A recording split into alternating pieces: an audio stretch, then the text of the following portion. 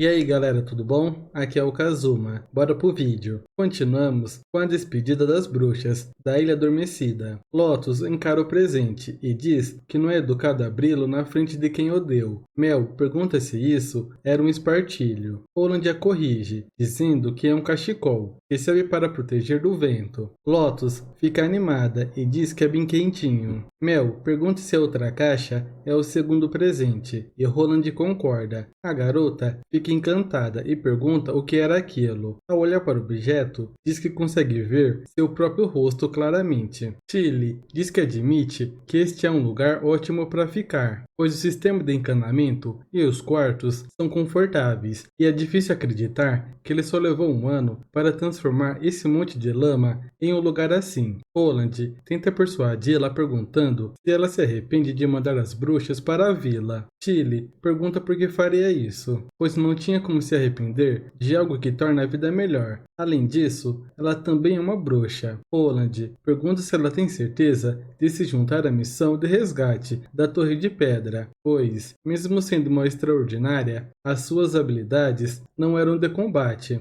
Tilly diz para não se preocupar, pois ela podia se proteger. Então, ela imbui a pedra com seu poder e lança um feixe de luz, e explica que essa pedra mágica é um tipo especial encontrada nas ruínas. Holland, intrigado, pergunta se a pedra permite ter duas habilidades. Tilly diz que não, e mesmo que tivesse duas habilidades, nada iria acontecer se ela injetasse poder mágico nas duas ao mesmo tempo. Além disso, não pretendia revelar essa informação tão cedo, mas sentiu que podia estar enganada sobre eles depois de conversar ontem, e a sua honestidade sobre as ruínas antigas a deixou feliz e um pouco crente. Holland pede para ela não se preocupar, pois entendeu. Então, ele diz que é algo que ela gostaria de saber, e era sobre esse espartilho que Mel mencionou há pouco. Holland fica sem jeito e começa a tossir, e diz que não tem muita certeza sobre os detalhes, e ela poderia perguntar para Sylvie ou para Evelyn. Ele concorda, mas menciona que ele parece estar se esquivando para falar com ela. Holland pede para ela deixar esse assunto de lado e menciona que se as ruínas realmente pertencem à igreja, por que deixaram todas essas pedras mágicas para trás? Tilly diz que pela experiência de cinzas é bem provável que a igreja esteja criando bruxas por conta própria. Então, essas ferramentas devem ser tão importantes quanto. Holland diz que não faz sentido, pois, mesmo que tenham sido derrotados na guerra contra os demons e estejam escondendo o resultado por baixo dos panos, não deve haver nada os impedindo de continuar a usá-las, e eles não devem conseguir produzir essas pedras em grande quantidade, senão já teriam usado há muito tempo. Ele concorda e diz que, pensando sobre as informações a respeito da igreja e sobre o Deus que eles servem nos arquivos reais, notou algo bem peculiar também. A história não só vai até 400 anos atrás, como também a origem desse Deus está repleta de mistérios, não possuindo nome e nenhum mito relacionado. Além da proclamada onipotência e onisciência, não havia mais nenhum detalhe, parecendo mais uma ilusão, se comparando com os três deuses dos fiordes, e parece que a igreja surgiu do nada. Holland reflete sobre o que Tilly disse, e de repente, Kyle aparece notificando que conseguiram produzir o ácido em massa. Holland fica muito contente e quer saber os detalhes. Kyle diz que Chaves vai contar, já que não seria possível sem ele. Chaves explica que misturou dois ácidos e deu certo. Além disso, a pureza é muito alta, conseguindo até observar a fumaça registrada nos livros de química. Holland pensa que tudo isso estava no livro, e o método que ele está usando é algo que se usava antigamente, e foi substituído porque consumia uma grande quantidade de ácido, além de corroer o equipamento usado. No entanto, esse método não era um problema para ele, já que só iria usar o ácido para isso, e o problema de corrosão pode ser resolvido usando a habilidade de Soraya. Holland elogia o rapaz, e Kyle comenta que que Chaves é muito sortudo, pois, na cidade das Águas Claras, ele descobriu o método do ácido duplo, com mais ou menos 20 anos, e os outros discípulos mais velhos ficaram com inveja. Roland diz que iria pedir às bruxas para fazerem os equipamentos necessários, e se funcionar, começarão com o aumento da produção. Além disso, com esse ácido, há um composto muito perigoso que precisam fazer, chamado nitroglicerina. Kyle pergunta quão perigoso isso é, e Roland explica que mudanças repentinas, como temperatura, tremores, fricção e coisas do tipo, podem provocar uma explosão. No entanto, mesmo se acontecer algum acidente, a senhorita Nana poderia salvá-los. Kyle acha o experimento muito interessante, e Roland pensa que a cada 10 químicos, 9 são peritos em explosões, e assim que adicionarem mais alguns elementos químicos, como a nitrocelulose, não só poderiam aumentar a estabilidade, mas também aumentar o poder explosivo, e finalmente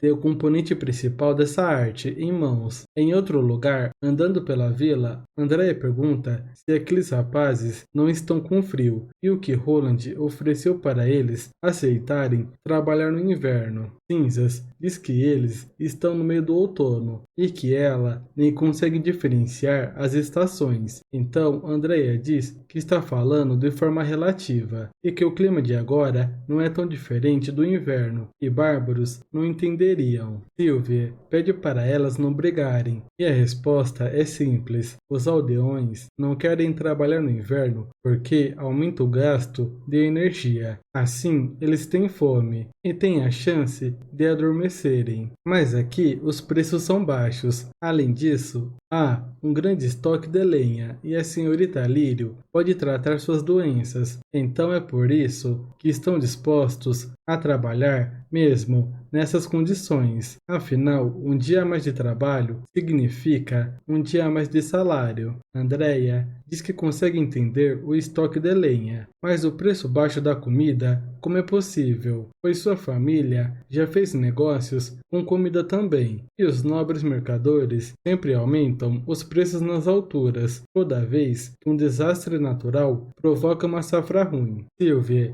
explica que Vossa Alteza é o único que pode vender comida aqui, e ele fixou o preço de compra e venda com uma pequena margem de lucro. Cinzas pergunta se isso é uma venda forçada, e que direito ele tem de comprar barato e vender caro, enquanto proíbe os outros de fazerem o mesmo. Chile diz que essa é a diferença entre eles, pois, depois da colheita, o trigo deve ser debulhado e moído para ser guardado, e tudo isso tem um custo, então é normal que o preço suba. Sylvie concorda com Chile e diz que só conseguiu entender depois de pedir ajuda à senhorita Scroll, e ela disse que o lucro da venda pode ser usado para pagar o salário dos trabalhadores e aumentar o tamanho da produção, o que ajuda a gerar emprego para as pessoas da vila. E ela ouviu dizer que Vossa Alteza se preocupa bastante com esse ponto. Cinzas continua insistente, dizendo que mesmo assim ele está forçando a venda e as pessoas deveriam poder trocar livremente. Sylvie diz que talvez, mas Vossa Alteza não colocou um preço alto, a ponto de ninguém conseguir pagar, e o povo ficaria mais tranquilo se os preços continuassem fixos também. Andrea acrescenta que além disso, os servos estão sujeitos à exploração, mesmo nas cidades com comércio livre, e os agricultores são forçados a pagar mais trigo, com os impostos nas estações de safra, até o ponto em que o que resta para eles teria que ser vendido a preços mais baixos. Então, comparando os dois preços, o fixo parece ser mais justo. Sylvie diz que também aqui podem escolher não trabalhar, e Vossa Alteza prometeu aos servos que eles poderiam ser promovidos a pessoas comuns se a produção atingir a meta. Andrea pergunta sobre serem promovidos, e Sylvie continua explicando que os aldeões só precisam pagar 20% da produção como impostos, e eles podem esperar um bom lucro com base no preço de venda deste ano. Tilly pensa que entendeu, e que esse era o motivo da vila estar cheia de energia, pois ele considera o lado do povo em suas políticas, ao adicionar mecanismos adequados, e é possível estimular as pessoas a trabalharem melhor. De repente, elas ouvem um sinal de invasão de bestas e pensam em ir ajudar os guardas, já que esse é o motivo delas terem vindo ali. E iria mostrar como as bruxas lutam. Na muralha, vemos alguns figurantes conversando, e Vanner escuta eles falando sobre um rumor de que aqueles que conseguirem uma boa precisão nos tiros receberão em algum momento a chance de entrar em uma equipe de elite para fazer missões especiais. Então, Vanner se lembra do que Machado de Ferro falou, que Vossa Alteza está trabalhando em um novo canhão para ser instalado em barcos. Com isso, conseguirão atacar o inimigo a longa distância. E se Vanner estiver interessado, é só dizer. Depois, ele se pergunta se alguém vazou essa informação. Além disso, essa é uma oportunidade para aumentar a patente. E de acordo com Machado, os novos navios serão nomeados de acordo com aqueles que concluírem feitos desconhecidos. Então, ele vai fazer de tudo para ter um navio com seu nome. E também espera que esses garotos consigam fazer seus nomes em algum momento. Mas agora, eles estão muito inexperientes e alguns de seus nomes são estranhos. Vanner manda eles pararem de papo furado e manterem os olhos no campo de batalha. Vemos várias bestas avançando e os soldados começam a atirar. Andrea pergunta se essa é a arma assustadora e até que a velocidade de disparos é bem rápida, mas a precisão nem tanto. Cinzas diz que antes de entrarem para o primeiro batalhão, essas pessoas eram mineiros, agricultores e caçadores, e não fazem nem meio ano desde que começaram a usar essas armas. Tilly pergunta sobre as armas, e Sylvie diz que teve a oportunidade de observá-las, contando que as flechas são bem pequenas e não possuem ponta nem pena, e a principal diferença é que o disparo não é causado por uma corda, em vez disso é pela uma explosão de pó preto, o que permite as flechas voarem em altas velocidades. Basicamente, é um produto da alquimia. Quanto à construção, ela não teve acesso. Andrea comenta que devem ser bem caras, já que são produtos de alquimia. Cinzas pergunta se ela tem certeza, pois o jeito que estão disparando não parece que estão usando algo caro. Enquanto as bestas se aproximam, elas notam que há uma que está repelindo todos os tiros e é do tamanho da muralha. Andrea comenta que essas armas parecem ter um efeito limitado e pede a Cinzas para cobri-la. Cinzas concorda e diz para não manchar a reputação da senhorita Tilly. Sylvie pede para as duas ficarem ali, pois eles tinham. Antes que ela possa terminar, vemos os soldados atirando com os canhões. A bala atinge a besta, a derrubando e deixando as duas incrédulas. De volta ao castelo, Wendy as recepciona e diz para jantarem. Ele agradece o banquete e Wendy comenta que ouviu que elas foram ajudar o primeiro batalhão nas muralhas hoje, e esse cogumelo era uma das especialidades da vila. Wendy pergunta se tinha algo de errado e se não gostou. Cinzas pede para Wendy não se preocupar. Vemos que Andrea está pensando ainda sobre os canhões e não teve nem a oportunidade de mostrar o que sabe fazer. Além disso, ela nota que esses pratos estão cheios de temperos e especiarias, e comparando com o reino de Duan, quanto mais tempero tinha, pior era a qualidade dos ingredientes. Mas aqui é diferente e é bom demais. É como a vila conseguiu cogumelos ótimos, e essa sopa comum parece que usaram frango, costela de porco e algas. Por fim, esse tal de pão de sorvete é irresistível, e ela só queria mais um. Então era sua derrota completa. Cinzas fala que Andrea estava certa e deve comer o quanto puder, e não deve se esquecer que terá uma missão de resgate no dia seguinte, e seria a hora da nossa gloriosa senhorita Andrea mostrar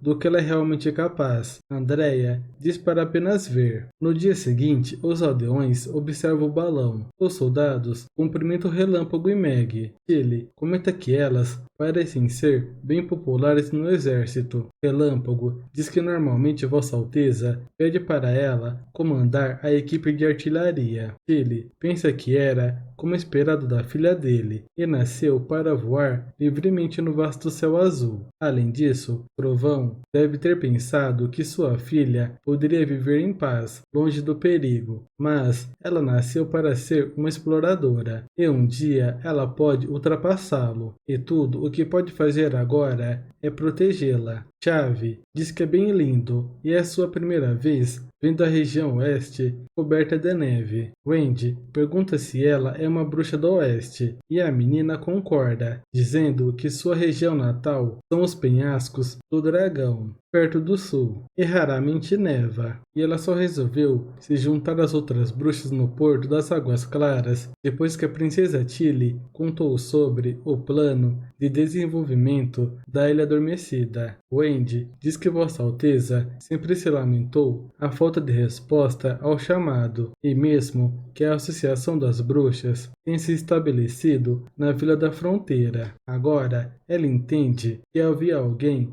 na frente deles. Chave pergunta se eles estavam recrutando bruxas também. Cinzas diz que sim, e infelizmente os subordinados deles eram muito inexperientes, e ela os interceptou na Cidade de Prata quando chegou no penhasco do dragão. E o nome do rapaz era Tel, ou algo assim, mas não era muito habilidoso em combate. No entanto, era uma pessoa generosa e a alimentou muito bem durante a viagem. Andrea diz que isso é porque ela era uma bruxa, senão provavelmente teria prestado atenção nesse rumor estranho. E se não tivesse conhecido a princesa Tilly, talvez teria ido para a Vila da Fronteira também. Cinzas diz que não havia chances de que ela fizesse isso para Vossa Alteza. Andrea debocha de Cinzas por chamá-lo de Vossa Alteza, perguntando se são próximos. Tilly tenta acalmá-las, dizendo que tanto a vila quanto a ilha são iguais, então deveria parar de tentar dividi-los. As duas garotas ficam em silêncio e Rochinol e Anna dão uma risada suave. Quando Tilly olha para Anna, pensa que tem que admitir que pode entender o motivo de Roland dizer que Anna possui muita influência sobre ele quando a olha assim, pois ela exala uma sensação indescritível de maturidade e tranquilidade, como se fosse um vasto campo verde, macio e confortável, mas ainda assim confiável e tranquilo. E de acordo com Sylvie, Anna foi a primeira bruxa da vila a evoluir, e sua reserva de poder mágico é extremamente alta. Além disso,